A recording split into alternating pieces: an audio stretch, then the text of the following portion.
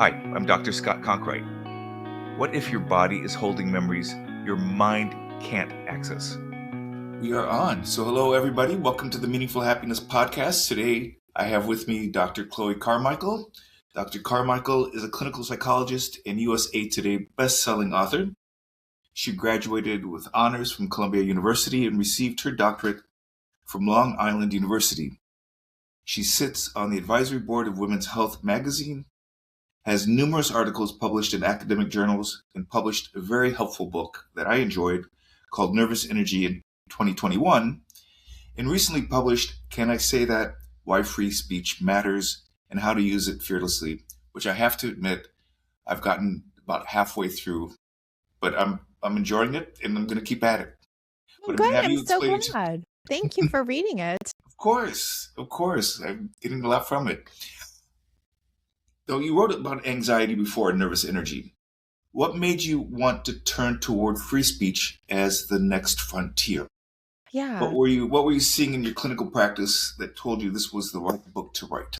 Yeah, that's an interesting question. So I was writing about anxiety at first, as you said, just because, working with a lot of stressed out New Yorkers, anxiety, they felt like they had a love-hate relationship with it.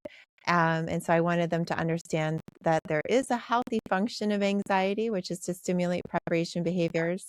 And I think that's still true. And I still do work in speaking around that topic.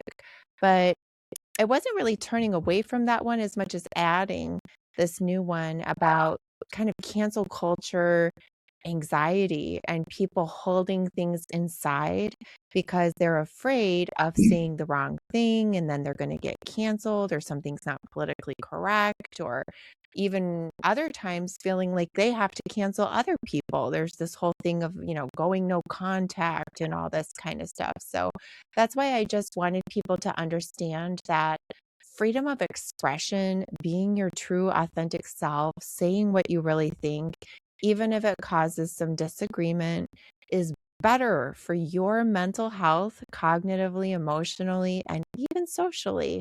And it's better for you to make the other people around you feel like they can be real with you too, that that's a true safe space where we can actually be real with each other. I think that, I think ideally that's what we all want. I would like to think that we all want, but I'm looking up right now, you have a statistic somewhere in here that says like 84%, is that correct? Something like 84% of Americans feel they can't speak freely. Now, from an affect science point of view, to me, that says like there's a shame epidemic going on where everyone is saying that they feel shut down. So I don't know I don't remember exactly what the statistic came from, where these numbers came from. But when I hear that people are feeling shut down and can't speak freely, that to me in my model is about shame. It's something, shame or fear. Can you? Yeah, Your totally. model at all? Yeah, so that 84% statistic was from a New York Times poll in conjunction with Siena College, just to give the source on that. And I totally agree with you that that comes down to connections of fear and of shame.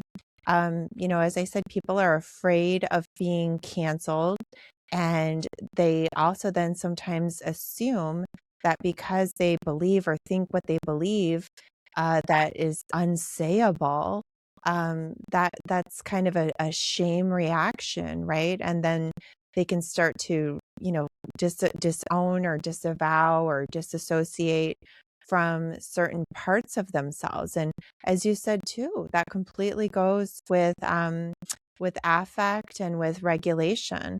When we can't be real with people, we're not regulating. We're not emotionally regulating if we can't really get things off our chest or tell people what we really think and feel. We're essentially performing all the time. It's very stressful. Right. One of the things that occurred to me, I thought of when I was reading a chapter of it or part of it the other day, is that there's a big difference between what we're doing online, in terms of social media, versus in-person conversations. Because I know that in-person conversations are generally, for the most part, respectful, or can be more so. You can get away with a lot more on social media or or what we see on the news, for instance. So I'm wondering if you've noticed that difference, or you can speak to that. For sure. I mean, with a real life dialogue, there's a lot more back and forth and accountability, and people see facial expressions and hear the tone in your voice. And it takes a lot for someone to just get up and walk away in a huff, like from an actual Right. conversation. Whereas, online, if, somebody makes a Facebook post that their friend doesn't like, their friend can just do essentially a drive-by. They can put one word in the comment section that just says something like, really? And Yeah. then say nothing more. And then there is no dialogue. There's just this little sniping thing. So yeah, I think ideally people will have conversations in real life, though I must say, I personally have had some excellent conversations online. On the positive side, being online does allow us to have conversations and dialogues with people that we might not necessarily encounter in our, real life. And topics can come up, and people are already talking about subjects that we just have to join into an existing conversation online. So I do think you're right. We have to watch the empathy factor online, but it's not all necessarily going to be bad. Well, it's really easy, I think, online to shame others as well. You can get away with it. The snarky comments and so forth, like really that one feel that can shut people down. That can feel pretty awful. And then they're just like, what's the point? Or then everybody starts getting angry and everybody starts getting upset about it. I'm curious, with the ones that you've had online, were they moderated, or were they also with a diverse political and social views? Yeah, I don't think I've had a moderated conversation online ever. That would certainly be interesting. But I have had conversations with people that, disagreed with me online, and it's been really, very interesting. And one of the benefits, again, just to be the devil's advocate of having those conversations online, if you're with mature people, is that it gives the chance for the conversation to slow down a little bit. So if somebody makes a point, I then have a little time to think about it and maybe reply with a link to a study that says something to kind of enrich or back up what I'm saying. And that we wouldn't necessarily have that in just, everyday life, where it just feels sometimes like it turns into a debate club situation. So that can be nice, as well as, frankly, sometimes the chance to just talk online, even with people who agree with you about things. That's not such a bad thing either. Like, I've certainly had conversations online where people agree with me, but I've also had some good dialogues with people where we see things differently. Do you think that despite the disagreements, most Americans want the same things, or do you see that differently? Do you see the really big the polarization that's taking place right now in our country? Is that because there's two very oppositional viewpoints that cannot blend, or is it just that both sides need to get educated in a different way, or both sides have a right? Not just a right, but are trying to emphasize different things differently. Yeah, I am an eternal optimist. So, I like to think that that we have the same values underneath, but that we've just gotten really mixed up in the way that we're expressing them. So, for example, say with affirmative action, two people could have the same values of saying, I absolutely abhor racism, and we could totally agree on that value.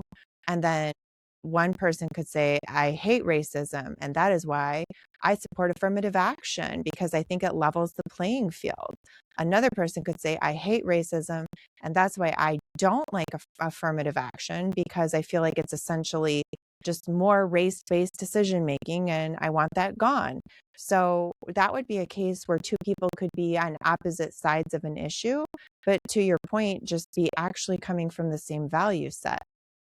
So how do we get people to unite then around common values? I had an interesting time when I was in New York. I ran an institute with a friend of mine, Matt, and we had, interestingly, a disclosure by one of one of the participants, saying that she felt a little bit uncomfortable with this particular disclosure, which is uh, she was on the right basically in an organization that's fairly progressive, bunch of therapists, and I'm not saying that all of them are on the left or Well, Democrats and so forth. statistically, you're right. I think our profession is like 90 to 95% liberal identifying, so she would be in a minority.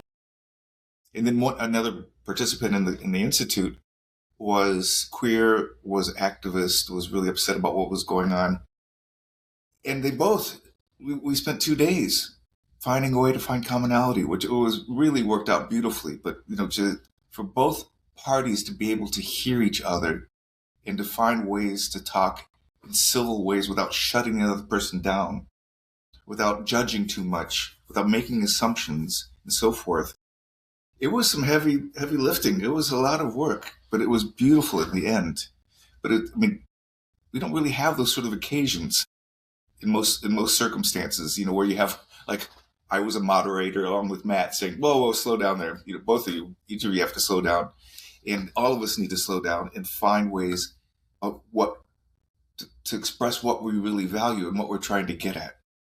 Yeah, I mean, cheers to you. That sounds, like an amazing one where you have therapists that are advocating for themselves and, developing their own ability to be assertive and reflective. And it's really wonderful that you guys were able to handle that in a way that people were able to express themselves without somebody being made to feel wrong, on either side.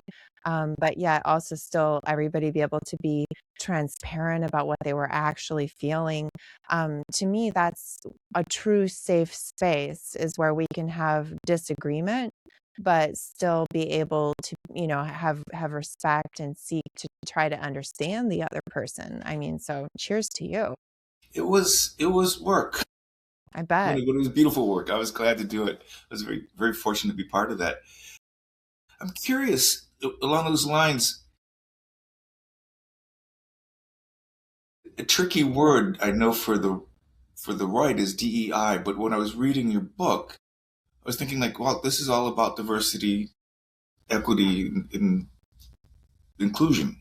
So, but just put differently, is that accurate, or probably not how you see it? I don't know, because Yeah. Well, certainly a viewpoint diversity. That's one of the things that the book is advocating for is, with free speech and freedom of expression, that when we can express viewpoints that are different, even if they're different from other people, or tolerate and hear viewpoints that are different from our own, it's better for us on a cognitive level, on an emotional level, and even on a social level, as far as having high quality social support where we can be authentic and real and known, and we don't have to have this anxiety like my friendship hinges upon whether or not we agree on, XYZ issue. So certainly viewpoint diversity. And I would say inclusion, in the sense again of saying I can be inclusive of people that right. think differently. Equity, I think, is maybe something that we'd have to unpack what that word means, but certainly equality, like, I mean, valuing each person on an Sure. equality level, Sure. that, even if our viewpoints differ, I can respect them as a human. Right. So I'm just curious why that word. By the way, you're not responsible for speaking for anybody except for yourself, of course. But I'm curious what the issue might be right now for DEI at a political level. When you're in agreement, I'm in agreement that those are important issues. Mm. However you define them. Well, I guess it's in the however you define them part that I think can get tricky for people. So, for example, I do share a story in the book, and I know you probably haven't gotten to this part yet. So, there's a story in the book about a client that I anonymize, of course, and in the book he's dubbed as named Mark, and Mark comes to me because he's struggling to be open and commit with a woman in his life. And he insists he hasn't had any bad experiences with women, can't figure out where this is coming from. And then one day he jokes, he's like, well, there was a time I was told I couldn't really ever be promoted because I'm a straight white male. And he made it as a joke, but had this kind of edge in his voice.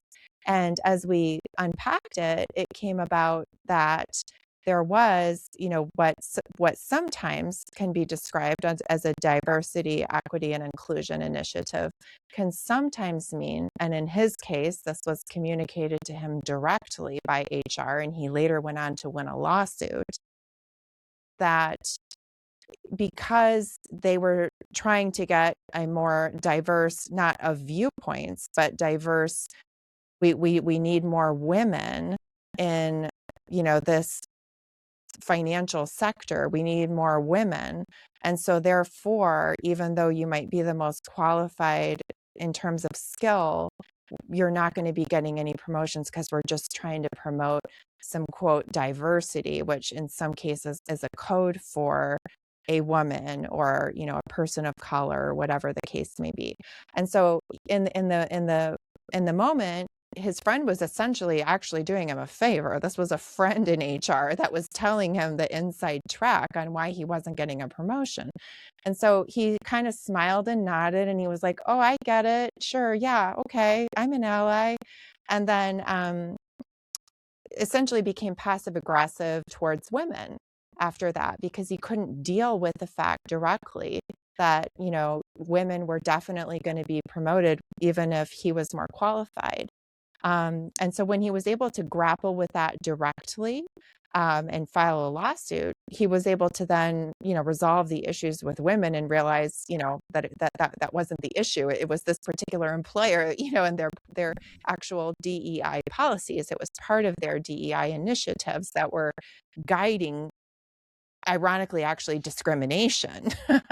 So I think that's where some of the tension comes from, if that example helps.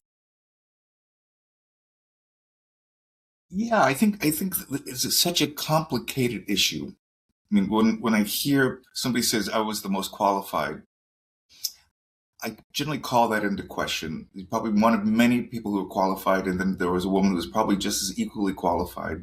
Not in this case. Not in this particular That's case. why he won the lawsuit.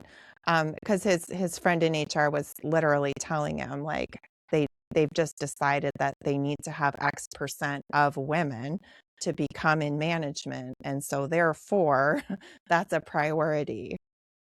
I'm curious if you were to find out that most guys were getting the job because they knew Bob, who was similar to them, and they all went to the same school, and they kept leaving people like yourself out. How would you deal with that? Well, I mean, I would absolutely support anybody to have an equal chance at a job, regardless of race, sex, or any of the other things that were not the immutable characteristics, right? So yeah, I mean, if I felt like I were being shut out unfairly from a job opportunity because I was a woman, sure, I would, if I felt like it was a career stumbling issue for me, like I might consider a lawsuit. I've never, been in that position, but I would support it on either side of the aisle, whether it be a man or a woman that was being essentially told that because of their sex, they weren't going to be promoted. I would support that person to file and advocate for themselves. But isn't that, again, I'm curious about this because I know it's kind of a feisty thing to get into, but isn't that because of research that shows that people of color and women were excluded from hiring, that DEI initiatives to hire people were put into place because there was sufficient research to show that, I mean, I know as a white guy, that most of these decisions about hiring, or at least they used to be, came from going to the same schools, the same colleges, being at the same country club, playing on the same racquetball or tennis group. So people hire people because of the way they look and the way that they talk. Well, that can be true in some cases. And again, I would totally support people to file lawsuits in those cases. But then there's other legislation, such as it's called the disparate impact legislation, which is that if an employer is giving an employment test and it results in, more white people pass it than people of color, bam, they're not allowed to use that test anymore, for example. Mhm. Even though there could be other factors, there could be educational gaps, or, there could be other gaps or issues that are at play there. But so, yeah, I mean, I think that there are certainly also cases where hiring boards are, and I know this because I've also consulted with companies that have just said to me very plainly that they need to hire people of color, that they need to hire women, and they end up bending or compromising on criteria in order to accomplish that goal. So I think, as you said, there's probably studies that show both scenarios, studies that show, especially probably in the 70s or the 80s or the 90s, that people were being legitimately discriminated against because they're a woman or a person of color. Whereas at this particular point in time, I think there's a lot of lawsuits that are being filed because of hiring policies that just say in plain English, candidates of color are encouraged to apply, or, women are encouraged to apply. And it's illegal to try to recruit people based on immutable characteristics. And I think it should be illegal. But they're just being asked to apply. Encouraged to apply. Yeah. So they're recruiting and showing a preference. I mean, can you imagine if they said white men are encouraged to apply, right? Like you can clearly see why that one sounds wrong, right? And so the same thing is true in the other direction. Yeah, I think it's complicated, and generally, my experience is that white guys don't have any trouble getting jobs in comparison to blacks, browns, or women. And so to encourage them seems to be, making it more fair. Yeah. I mean, and you're 100% entitled to your viewpoint. I mean, to me, this is a great, parallel process case where, we can disagree on that. But I'll just tell you, for me as a woman, I feel patronized by that. If a job ad says, women, you can come and apply here, I would then frankly feel a little insecure. Like, am I getting called back for an interview here because like they're trying to get a woman here, or like what's the issue there? And Isn't it a type of signaling that's saying that it's safe to be a woman here, that we will hire? yeah, I find that patronizing personally. Like the idea that I need a special safety signal as a woman. I just don't. I don't need that. Okay, well, I know a fair number of women who do. Yeah. In the construction industry, I have several patients. I've had several female patients over the years that somehow were in the construction business, or like in commercial real estate, which is generally white male dominated, or at least historically has been in some areas. And it's not a friendly place for women to work. It hasn't been. There's a lot of harassment.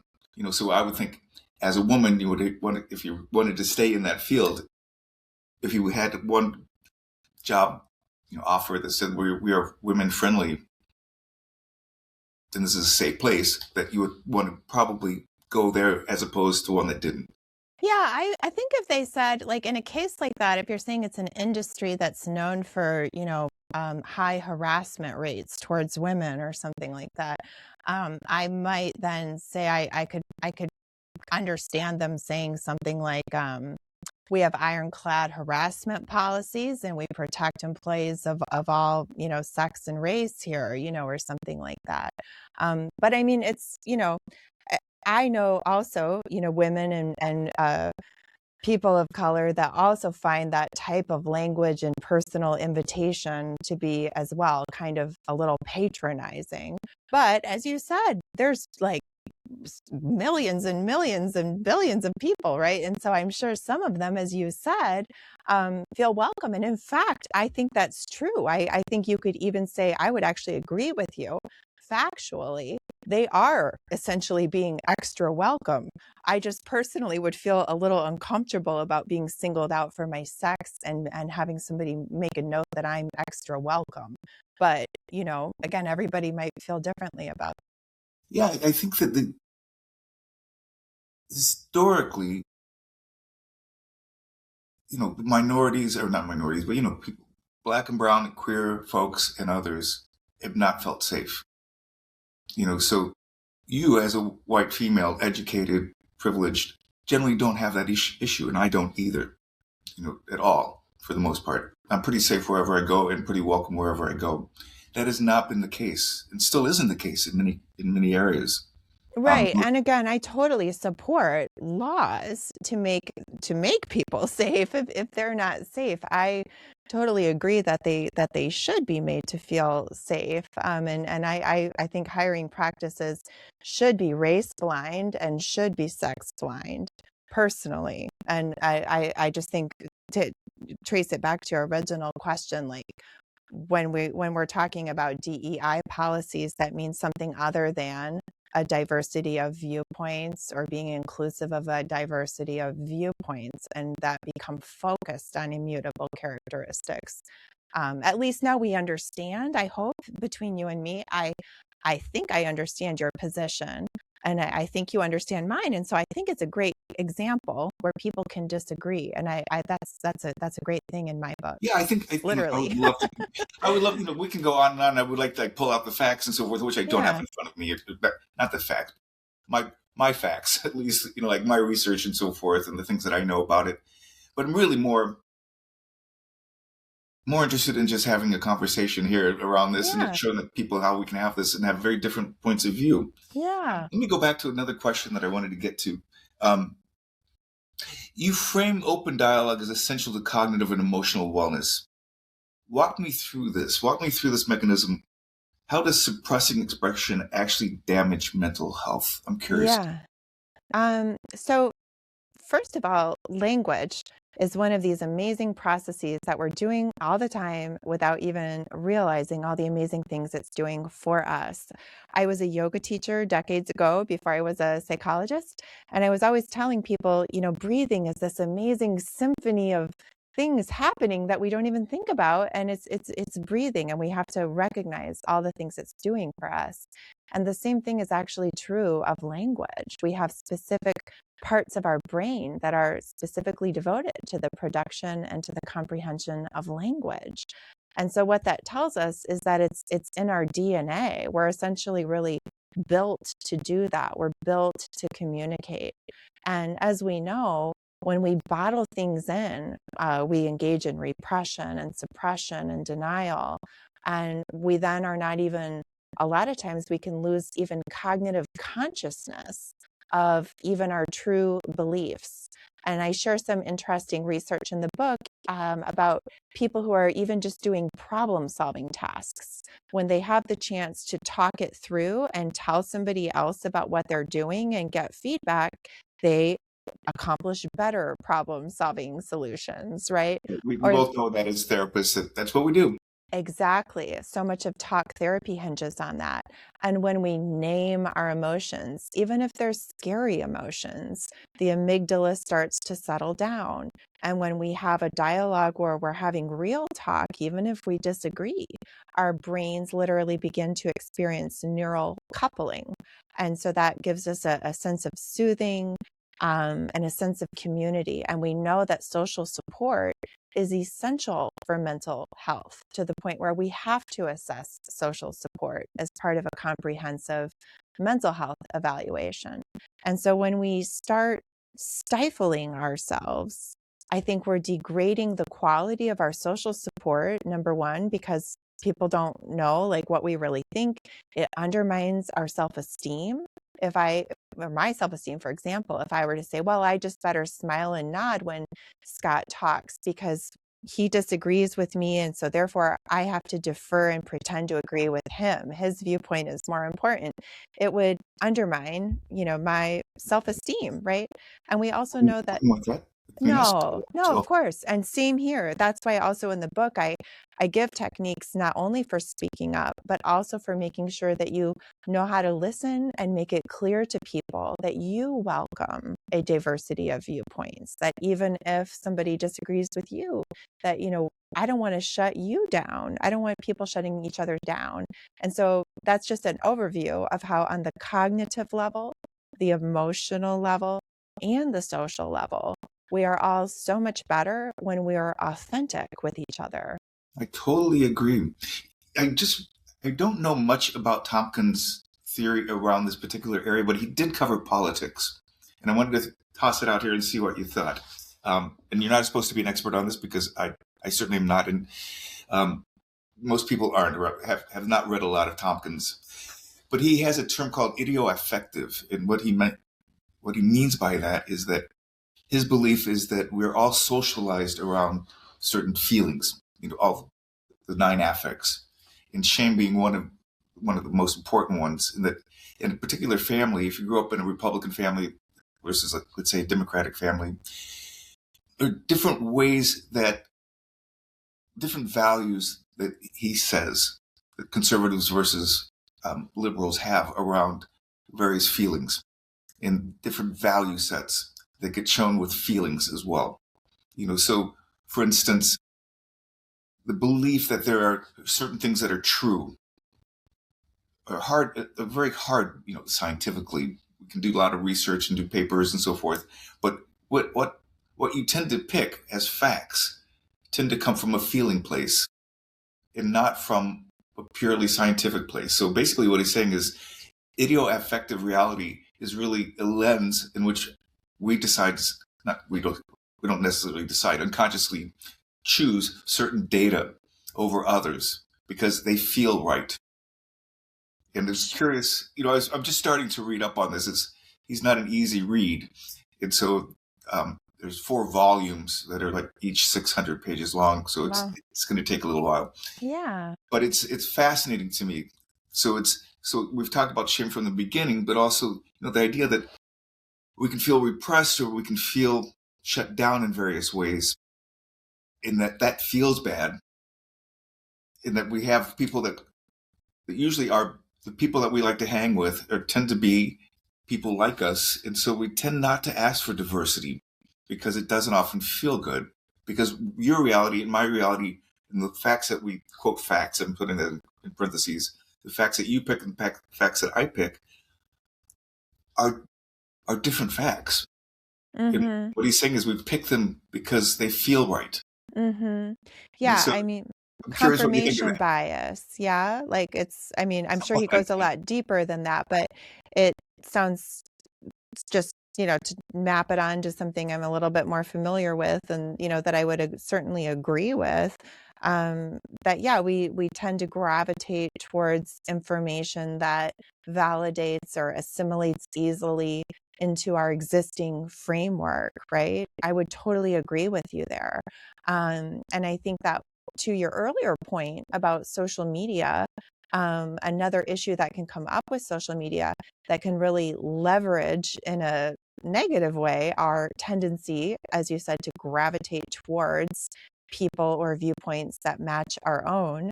Social media will do that for you, to like where you don't even Algorithms are crazy around. exactly. I actually gave up Apple News, by the way. I decided that I'm tired because there's a certain algorithm it uses.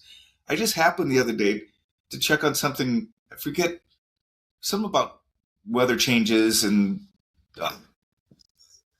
what was it? It was something to do with storms or something like that, and it had to do with climate change. And so I read through the whole thing and maybe picked up on that I read, spent X amount of time with it. For the next week, all I got was climate change stuff, which is interesting, but it's not diversity. It's not diversity of news, for one. I get like five climate change articles for one, other sort of topic, but it can be self-confirming. And also, I think the algorithm is feeding on, this is what I like. This is what I find interesting. And interest is an affect. This is what I find exciting. Excitement is an affect. This is what I find to be relevant, and I might be fear-based, and that's another affect.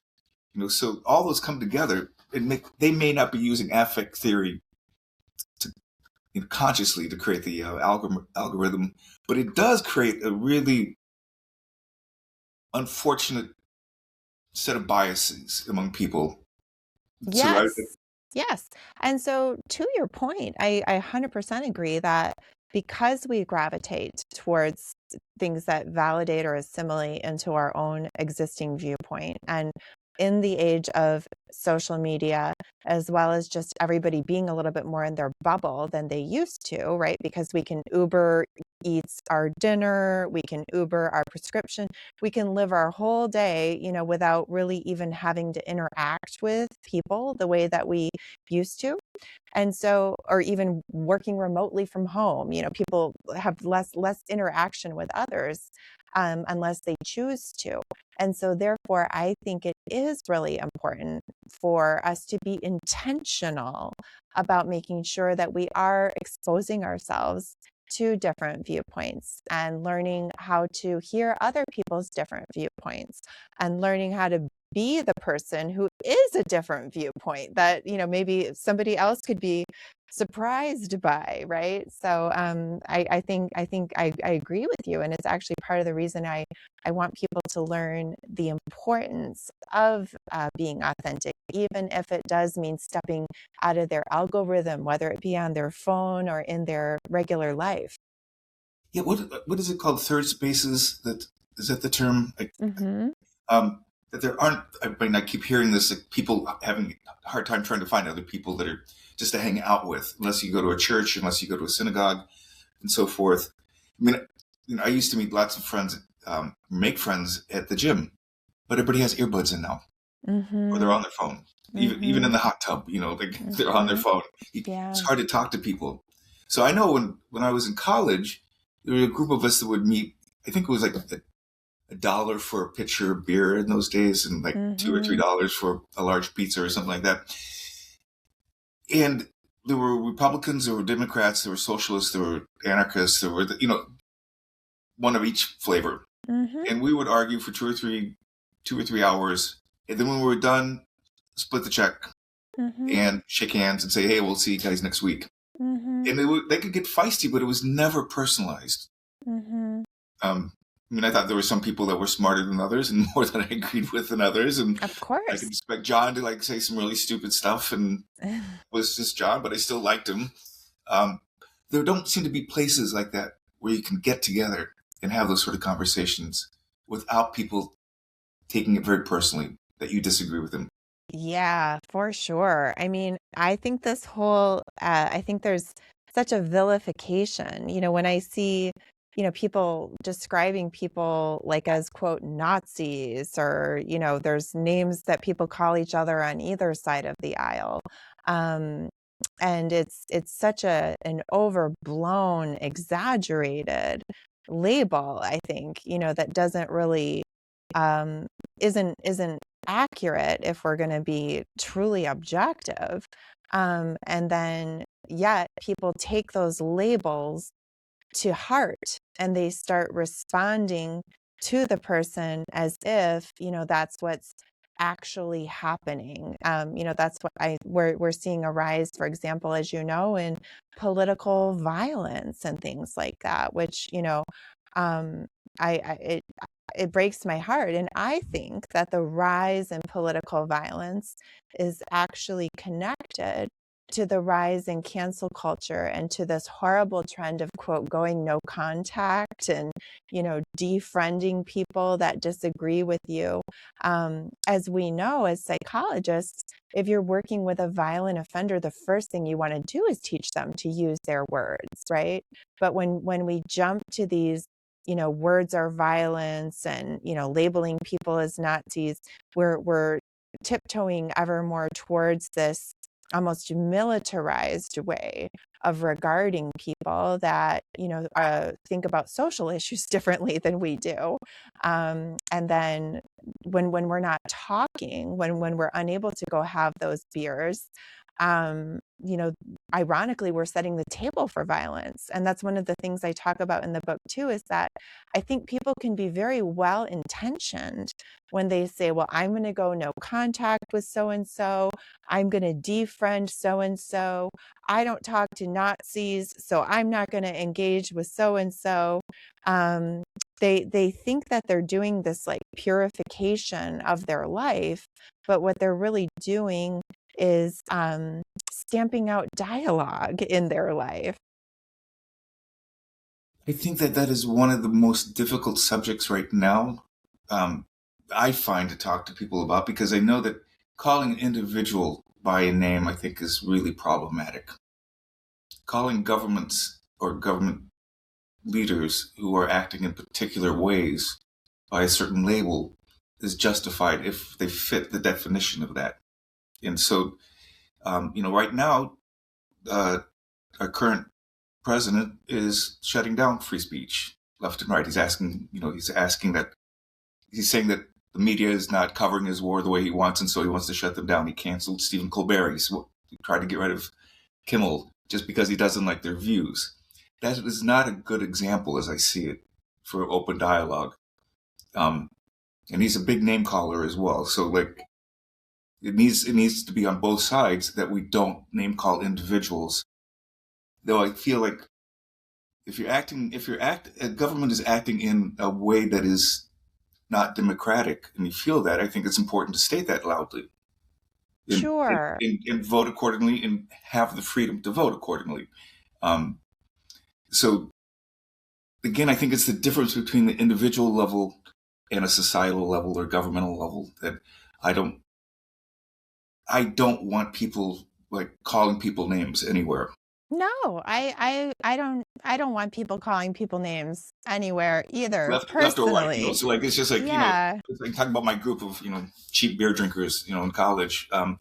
We didn't do that, and you could like say like, yeah, I think you're a socialist, or I think you're a fascist, or things like that, or I think that's fascistic thinking, or I think that's Sure. socialist thinking, and that's like, yeah, you can. And then talk about why. Yeah. Like unpack it. And either the person will say like, yeah, that's right, I am a socialist. Or, they'll say like, no, I'm not. Here's what socialism is. Here's how what I'm doing is Right. different. You learn something. Yeah. Yeah. So- But, it's funny too, you mentioned the beers because I think it's another just statistical truth. It's probably a good thing, but younger generations are consuming less and less alcohol. And, they're not, and again, it's probably good for them. It's not really a criticism per se. So good for you, young people. But I do think that there was, something really great about, happy hour, or even like a glass of wine as you go to lunch with your, friends, and, kind of go deep and linger into a subject. Now, somebody could say, well, why can't we go deep and linger into subjects, without alcohol? And absolutely, more power to them. But I can't help but also wonder if alcohol being that little social lubricant that could loosen the tongue a little bit, maybe there was something that was positive about that. Again, not that I'm trying to encourage young people to drink, but I wonder if there's a connection. I went to the school in the south of France in Montpellier, and that's the third space there was like there was bistros and bars and all that. And sometimes you would just go and have a glass of wine. You could also have a cup of coffee, things like that. But that's where you met up with people, and you were expected to have debates. Yeah. About literature, about politics, about anything that mattered to you, that was what was happening socially and so forth. You didn't have to get smashed. I mean, also keep in mind, I was for a couple of years at the University of Minnesota before the south of France. And it was 3-2 beer, so like you couldn't get too much of a buzz going on. I mean, you have to drink. Each person would have to drink a pitcher of beer to get a buzz going on. Yeah. So yeah, you're right. But there's not those occasions nowadays. Yeah. So I also feel like social media is really problematic. I mean, I don't know if you've read Jonathan Haidt's book, and what he's doing, because I feel like it's not good. It's not teaching people how to get along. Yeah, I think as well, though, I just want to pick up on something you said that I think is important too, that you said at those cafes that you would be expected to engage, whether it be about literature, politics, or whatever, was important to you. And I think that's really important because as a psychologist who works with high functioning people, and I think you do too, you know, uh, listeners who may not know what that is, it means people that are able to take care of their own basic needs enough to the point where they can then begin to take an interest in the world around them and begin to nurture relationships around them or have an opinion about the community and the laws and what's happening in the world around them. That's a healthy thing to have Very that much. interest and vibrancy to engage in the world just outside of yourself. And right now we're at a place where people have been taught that it's rude to talk about politics to the point where they don't know how to talk about politics without being rude. And they don't realize all politics means at the root of the word is public life. So Right. again, high Exactly. functioning people can and should, I think, learn how to have dialogues about that stuff. So I love that we had a little disagreement today. I actually think it's perfect because to me, it gave me a chance to like really show what I mean, that I think it's great when people can have a disagreement and share different sides and, still be, fine together. Exactly. No, I really appreciate you taking the time to engage with me in this sort of way. If you had come in and if you wanted to just beat me up and vice versa, that would not have been fun. And Same. Yeah. this was very enjoyable, and we could probably go on and on and on and on. What I Yeah. found though is that for my podcast, interestingly, my my listeners tend to like about a half an hour or so. So we're probably up over time. But which is fine, which is totally fine. But yeah, I think we Okay. should probably wrap it up. It Yeah. just that's the dosage that they want of me and us. I found Awesome. so I keep it at about that. But thank you so much, and I encourage people to pick up the book and debate with you in their heads, whether they agree with you or not. That's not the point. Yeah, or they can debate with me in real life. I'll just say quickly, if they want to come to freespeechtoday.com, that's where they can see all my books, which are also an audiobook at freespeechtoday.com, and they can get my social media and mix it up with me there if they want. But either way, thanks again for Fantastic. having me. Of course. Thanks, Chloe. Okay, take care. Bye. Bye. Hi, I'm Dr. Scott Conkright. What if your body is holding memories your mind can't access?